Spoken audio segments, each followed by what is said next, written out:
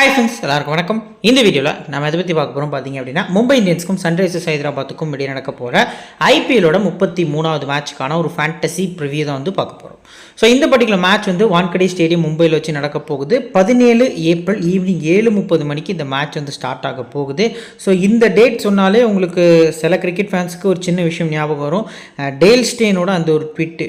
So இந்த டேட்டில் நடக்கக்கூடிய மேட்ச்சில் 300க்கும் மேலே வந்து எக்ஸ்பெக்ட் பண்ணலாம், அதாவது 300க்கும் மேலே அடிக்கிறதுக்கான பாசிபிள் இருக்குது ஒரு டீம், பேட்டிங் பண்ணக்கூடிய டீம் அப்படின்னு சொல்லி டேல் ஸ்டெயின் ரீசெண்டாக ஒரு ஐபிஎல் ஸ்டார்ட் ஆன டைமில் பார்த்திங்க அப்படின்னா ஒரு ட்வீட் வந்து போட்டிருந்தாரு. ஸோ அதுக்கப்புறம் வந்து எஸ்ஆர்ஹெச்சோட பெர்ஃபார்மன்ஸ் ஒஸ்ட்டாக தான் இருந்தது, அதை அக்செப்ட் பண்ணி தான் ஆகணும்.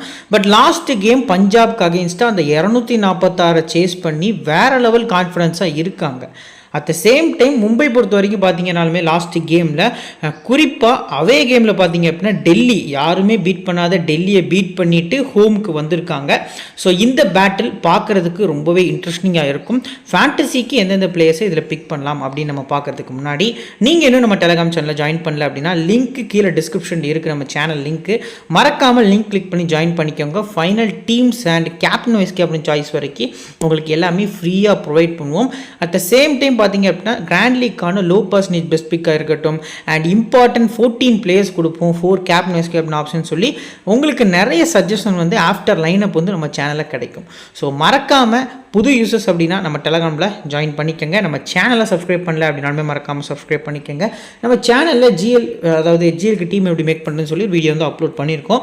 உங்களுக்கு டைம் இருந்துச்சு அப்படின்னா இந்த வீடியோ டிஸ்கிரிப்ஷனில் பார்த்தீங்க அப்படின்னா இந்த வீடியோ லிங்க் இருக்குது, ஸோ கிளிக் பண்ணி பாருங்கள்.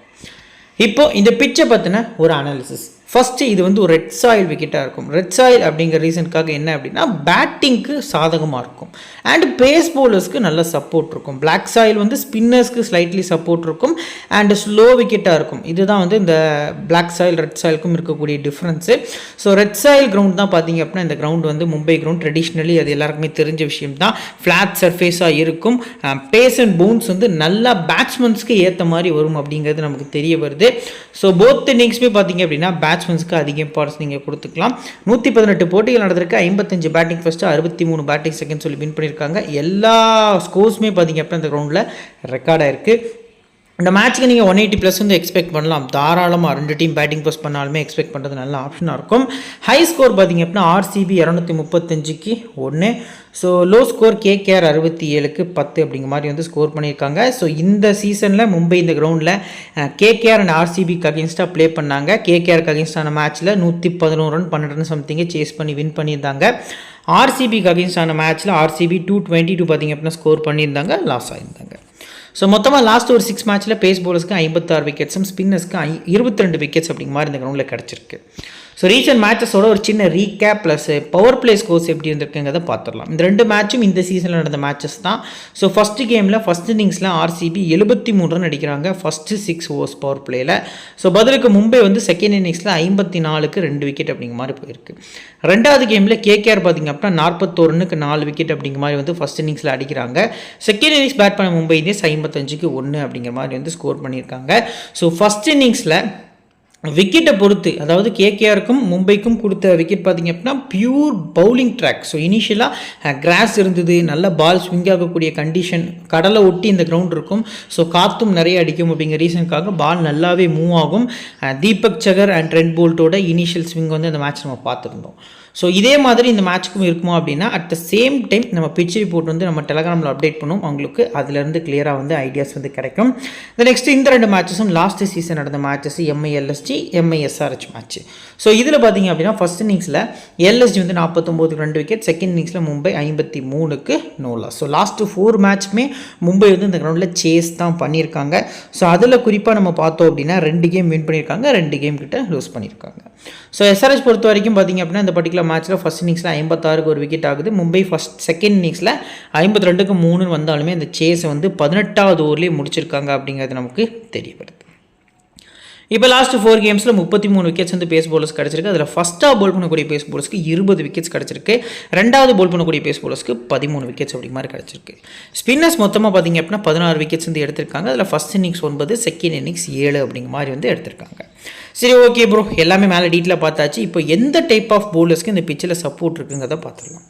ஃபஸ்ட்டு பேஸ் பவுலர்ஸில் நம்ம பார்த்தோம் அப்படின்னா ஹை பேஸ் பவுலர்ஸ்க்கு ஸ்லைட்லி சப்போர்ட் வந்து இருக்குது அப்படிங்கிறது நமக்கு தெரிய வருது. குறிப்பாக பார்த்தீங்க அப்படின்னா ஆப்போனண்ட்டான எஸ்ஆர்ஹெச் டீமில் பேட் கமின்ஸ் மட்டுமே ஓரளவுக்கு 140+ போடக்கூடிய பவுலர்.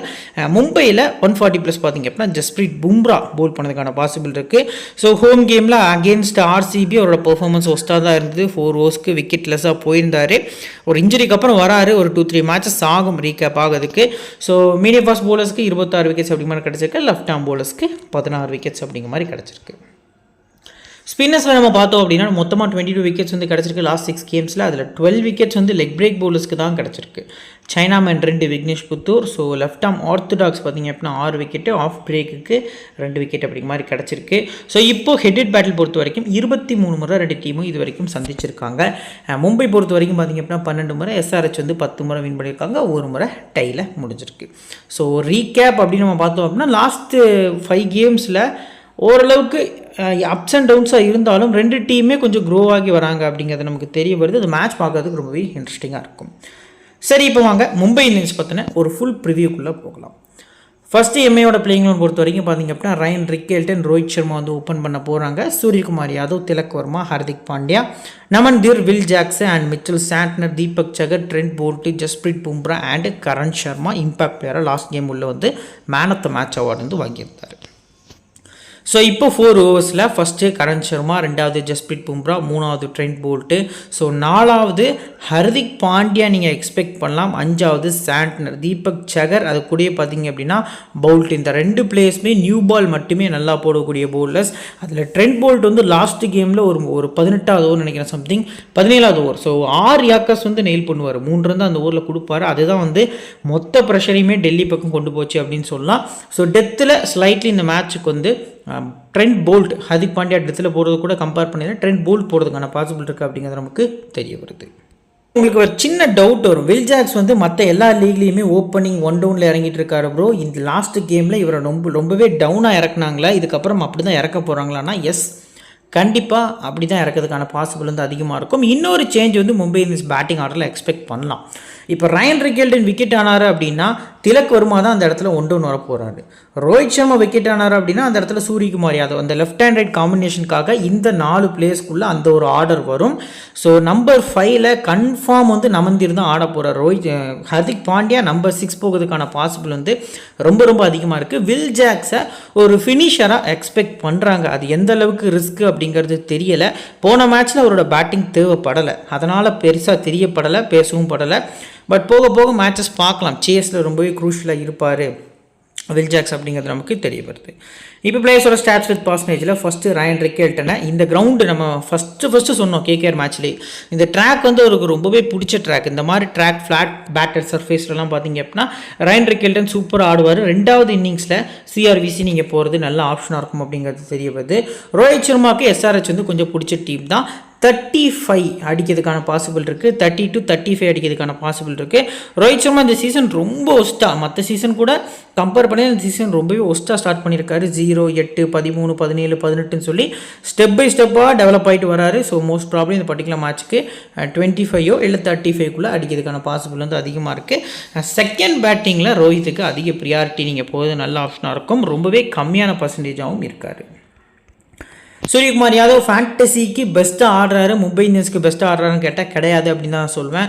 ஸ்ட்ரைக் ரேட் ரொம்பவே குறைஞ்சிருக்கு, நிறைய sweep shot and ramp shot மட்டுமே ஆடுறாரு.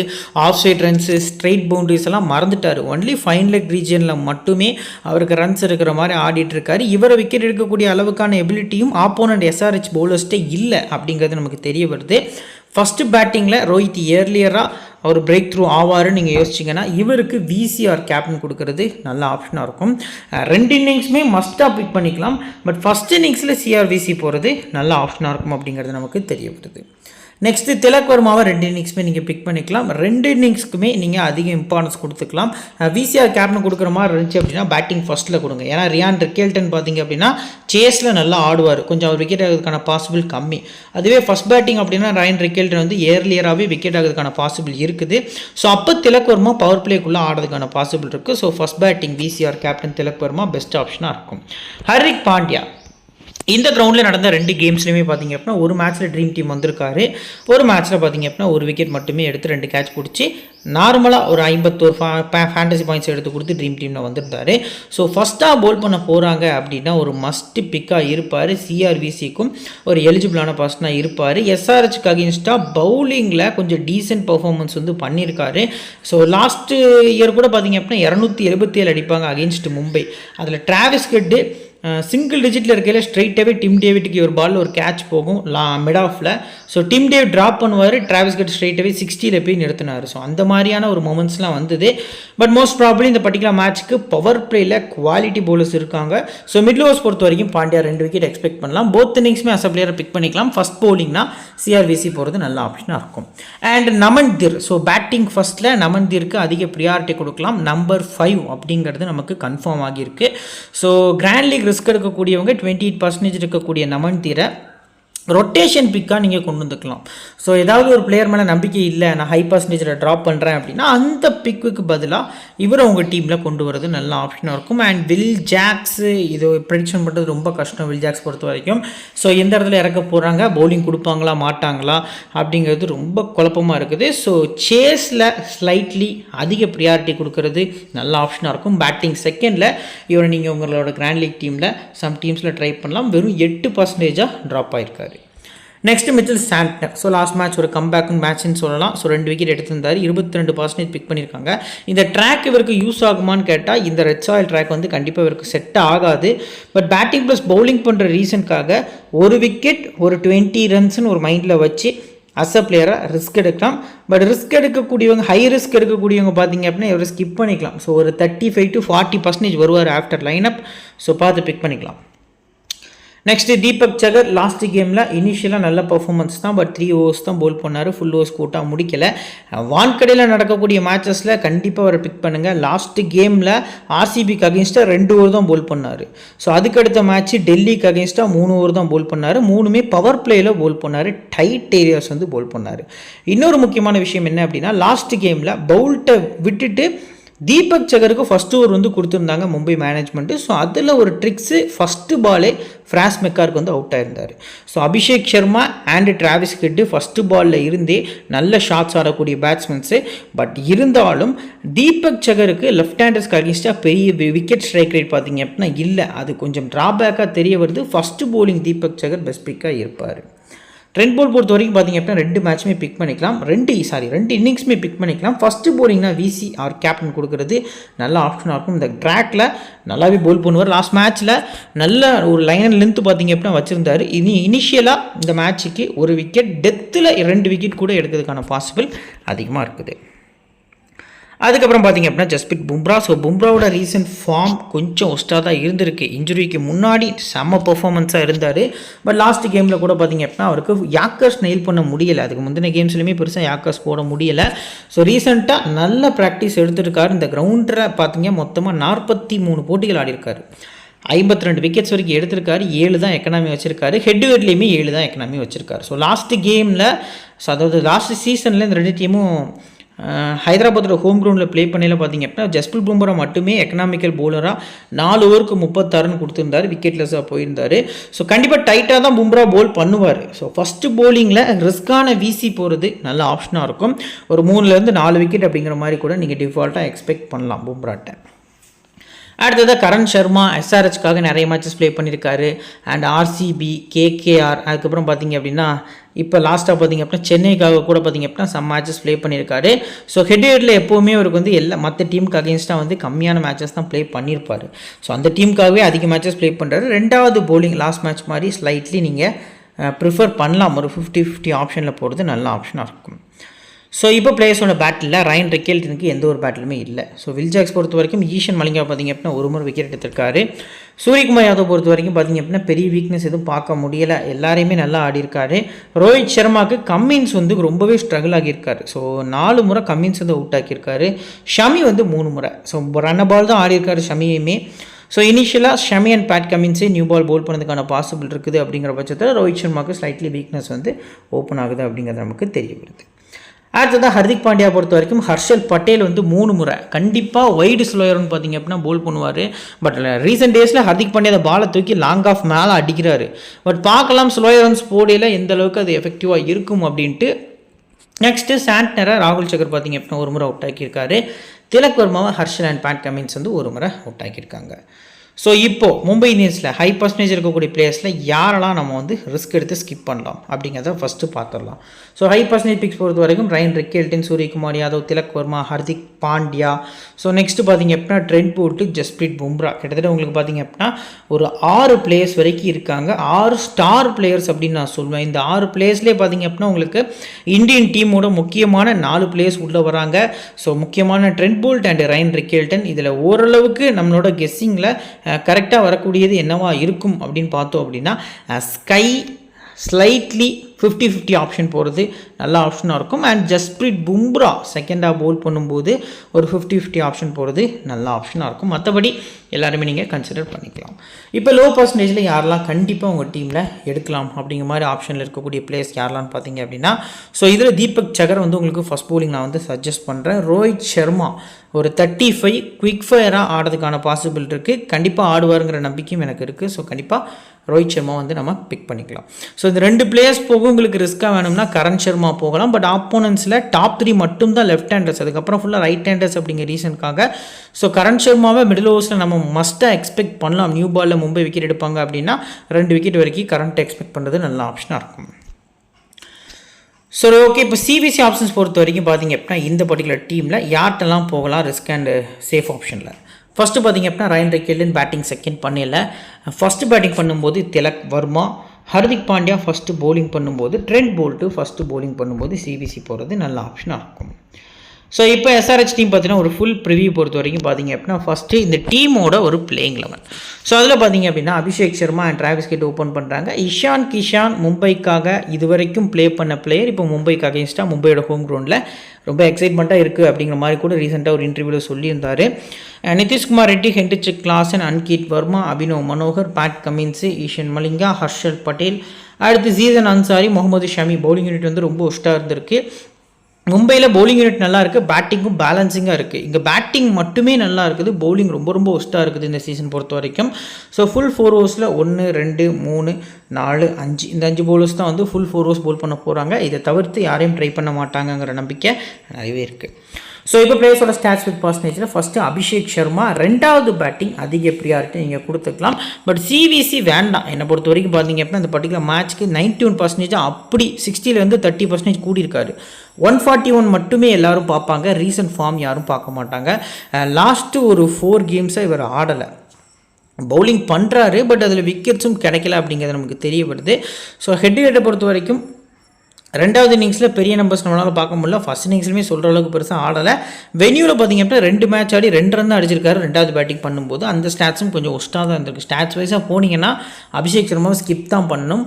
பட் ஓரளவுக்கு ஒரு 30 ரன்ஸ் ஃபாஸ்ட்டாக அடிக்கக்கூடிய எபிலிட்டி இருக்க ரீசனுக்காக first batting or second batting most probably as a பிளேயராக ட்ரை பண்ணுறது நல்ல ஆப்ஷனாக இருக்கும். டிராவிஸ் ஹெட்டை நீங்கள் கண்டிப்பாக பிக் பண்ணிக்கலாம். அவருக்கு ரொம்ப பிடிச்ச டீமும் கூட மும்பை இந்தியன்ஸ். ஸோ ஃபஸ்ட்டாக பேட்டிங் பண்ணும்போது டிராவிஸ் ஹெட்டுக்கிட்ட ஒரு விசி போகிறது நல்ல ஆப்ஷனாக இருக்கும். ரிஸ்க்காக போனீங்கன்னா ஸ்லைட்லி செகண்ட் பேட்டிங் ஸ்கிப் பண்ணி பார்க்குறது நல்ல ஆப்ஷனாக இருக்கும். நெக்ஸ்ட்டு இஷான் கிஷான் மும்பைக்கு அகேன்ஸ்டாக இது வரைக்கும் ப்ளே பண்ணது கிடையாது. வென்யூ ஆவரேஜ் பார்த்திங்க அப்படின்னா 24. 2வது பேட்டிங் வந்து இவருக்கு அதிக ப்ரியாரிட்டி கொடுக்கலாம். கொஞ்சம் எக்ஸ்பீரியன்ஸும் 2வது பேட்டிங்கில் அதிகமாகவே இருக்குது. ரீசன்ட் ஃபார்ம் ஒஸ்ட்டாக தான் இருந்திருக்கு. ஸோ நிதிஷ்குமார் ரெட்டி பொறுத்த வரைக்கும் பார்த்திங்க அப்படின்னா ஹெட் டு ஹெட்டில் 20 ரன் ஆவரேஜ் வச்சிருக்காரு. வென்யூலும் 20. என்னை பொறுத்த வரைக்கும் கேட்டிங்க அப்படின்னா ஸ்கிப் பண்ணி தான் ஆகணும். இன்கேஸ் இஷான் கிஷானை நீங்கள் ஸ்கிப் பண்ணுறீங்க சம் டீம்ஸில் அப்படின்னா அந்த டீமில் நிதிஷ்குமார் ரெட்டியை பிக் பண்ணுறது நல்ல ஆப்ஷனாக இருக்கும். உங்களுக்கு ஒரு 30 பாலுக்கு 40 ரன் ஆடி கொடுக்கக்கூடிய அளவுக்கான ஒரு எபிலிட்டி இருக்கக்கூடிய பிளேயராக அந்த மேட்ச்சுக்கு தெரிய வராது. அடுத்தது ஹென்ரிச் கிளாசன். இந்த வேர்ல்டு கப் டைமில் பார்த்தீங்க அப்படின்னா இந்த கிரௌண்டில் நடந்த மேட்சஸ்லாம் குவாலிட்டியாக ஆடி இருந்தார். So head to ஹெட்டில் 34, வென்யூவில் 2 match Aadi 10 run தான் ஆவரேஜ் இருந்திருக்கு. 2வது பேட்டிங் பண்ண போகிறாங்கன்னா கிளாசனுக்கு ஒரு விசி கொடுக்கலாம். இதுவே ஃபஸ்ட் பேட்டிங் பண்ண போகிறாங்க அஸ் அ பிளேயரை பிக் பண்ணுங்கள். ரீசன்ட் ஃபார்ம் உங்களுக்கே தெரியும் எந்த அளவுக்கு அவர் ஆடிட்டு இருக்காரு அப்படின்னு. அன்கிட் வர்மா ஃபஸ்ட்டாக பேட் பண்ணும்போது ஒரு கிராண்ட் லீக் ட்ரம்ப்பாக இருப்பார். வெறும் 11% தான் பிக் பண்ணியிருக்காங்க. அபினவ் மனோகர் ஸ்கிப் பண்ணிக்கலாம். ஒரே ஒரு முறை ஜிடி வர்சஸ் எம்ஐ மேட்ச்சில் 42 ரன் ஸ்கோர் பண்ணார் பேட்டிங் ஃபர்ஸ்ட்டில். 4 6 விட்டார் ஸ்ட்ரெயிட்டில் மட்டுமே. அதில் குறிப்பாக ஒரு ஸ்பின்னர் இருந்தார், பழைய ஸ்பின்னர் மும்பை இந்தியன்ஸில், ராகுல் சகர் நினைக்கிறேன் சம்திங், அவரை போட்டு கிட்டத்தட்ட 3 6 அடிச்சிருந்தார் ஒரே ஓவரில். ஸோ ஃபஸ்ட்டு பேட்டிங் ரேராக போகலாம், பட் என்ன கேட்டிங்க அப்படின்னா இம்பேக்டே இல்லாத ஒரு இம்பேக்ட் பிளேயராக அந்த மேட்ச்சில் இருக்க போகிறாருங்கிறது தெரியப்படுது. Next Pat Cummins against Mumbai. பவுலிங்கில் இல்லைங்க, பேட்டிங்கில் நல்ல பர்ஃபார்மன்ஸ் அடிச்சிருக்காரு. குறிப்பாக பும்ராவை 3 6 அடிச்சிருக்காரு. ஸோ 20 ரனுக்கும் மேலே பார்த்திங்க அப்படின்னா பும்ரா ஓவரில் அடிச்சிருக்காரு. பேட்டிங்கில் 2 முறை பார்த்திங்க அப்படின்னா மும்பைக்கு அகெயின்ஸ்டாக வின் பண்ணி கொடுத்துருக்காரு. ஒரு முறை பார்த்திங்க அப்படின்னா கிட்டத்தட்ட நம்ம ஆஸ்திரேலியன் ஒரு பவுலர் இருக்கார், so left arm pace bowler Daniel Sams, sorry அவரோட நேம் மறந்துட்டு, அவருக்கு அகெயின்ஸ்டாக ஒரே ஓவரில் 29 ரன் அடித்து கொடுத்து மேட்சை வின் பண்ணி கொடுத்தாரு. கேகேஆருக்காக இவர் ப்ளே பண்ணும்போது புனே கிரவுண்டில் 2022 சம்திங் நினைக்கிறேன். ஸோ அதுக்கப்புறம் பவுலிங்லேயுமே எப்போவுமே மும்பைக்கு அகெயின்ஸ்டாக நல்ல பர்ஃபார்மன்ஸ் இருக்கும். போத் இன்னிங்ஸுமே நீங்கள் கன்சிடர் பண்ணிக்கலாம். குறிப்பாக 2வது பவுலிங் பண்ண போகிறாங்கன்னா விசி கூட பேட்டை ரிஸ்காக போகிறது நல்ல ஆப்ஷனாக இருக்கும். அடுத்ததான் ஈஷன் மலிங்கா பொறுத்த வரைக்கும் நல்ல ஆக்ஷன், நல்ல யாக்கர் லென்த் வந்து இருக்குது அப்படிங்கிறது தெரிய வருது. 2வது பவுலிங் கொஞ்சம் தப்பு பண்ணுறதுக்கான பாசிபிள் இருக்குது. ஸோ ஃபஸ்ட் பவுலிங் வந்து நீங்கள் கன்சிடர் பண்ணுறது உங்கள் டீம் பொறுத்த வரைக்கும் நல்ல ஆப்ஷனாக இருக்கும். ரீசன்ட் ஃபார்ம் வந்து சூப்பராக இருந்திருக்கு. ஹர்ஷல் பட்டேல் அகெயின்ஸ்ட் மும்பை எப்போவுமே நம்பர்ஸ் வந்து சூப்பராக இருக்கும் ஃபஸ்ட்டு பவுலிங்கில். ஸோ செகண்ட் பவுலிங் கூட கம்பேர் பண்ணிங்கன்னா ஃபஸ்ட் பவுலிங் நம்பர்ஸ் வந்து ஹெட்வேட்டாக இருக்கட்டும் வெனியூவாக இருக்கட்டும் உங்களுக்கே தெரியும். அந்த நம்பர்ஸ் லாஸ்ட் மேட்ச்சில் கூட 4 விக்கெட் எடுத்திருந்தார். மீண்டும் இந்த மேட்ச்சுக்கு ஒரு 3 விக்கெட் ஆல் எடுக்கிறதுக்கான பாசிபிள் கூட அதிகமாக இருக்குது. ஸோ ஃபஸ்ட்டாக பவுல் பண்ணும்போது கண்டிப்பாக இவர் உங்கள் டீமில் கன்சிடர் பண்ணுறது நல்ல ஆப்ஷனாக இருக்கும். அண்ட் சீசன் அன்சாரி, ஸோ 2வது பவுலிங் பண்ணும்போது சீசன் அன்சாரி பிக் பண்ணிக்கலாம். கிராண்ட் லீக் பிக்காக இருக்கார், 5% தான் பிக் பண்ணியிருக்காங்க. ஸோ லெக் ஸ்பின்னர் மும்பையில் லெஃப்ட் ஹேண்ட் ரைட் காம்போ பார்த்திங்க அப்படின்னா கரெக்டாக இருக்குது.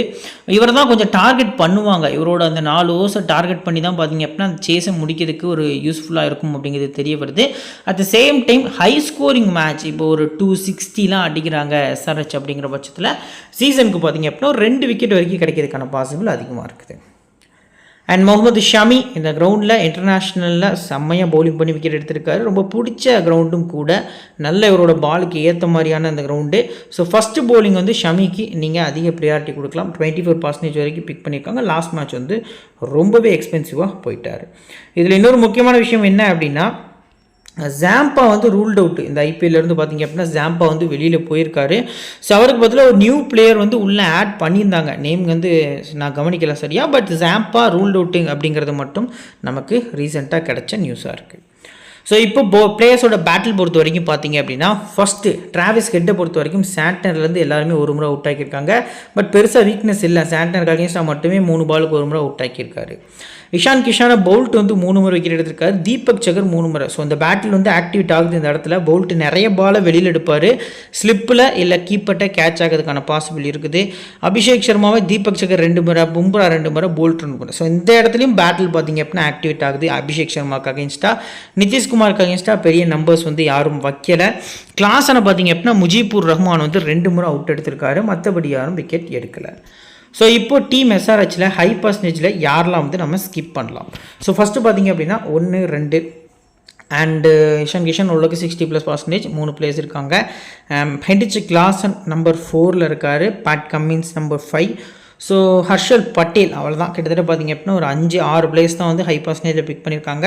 இந்த மேட்ச்சுக்கு நீங்கள் யார்ட்டெல்லாம் அந்த ஹை பர்சன்டேஜில் ரிஸ்க் எடுக்கலாம் அப்படின்னு பார்த்தீங்க அப்படின்னா ஃபஸ்ட்டு இஷான் கிஷான்ட்ட நீங்கள் ஸ்லைட்லி ஒரு 50-50 ஆப்ஷனில் ரிஸ்க் எடுத்துக்கலாம். சிங்கிள் ஆப்ஷன் பிளேயர் தான்.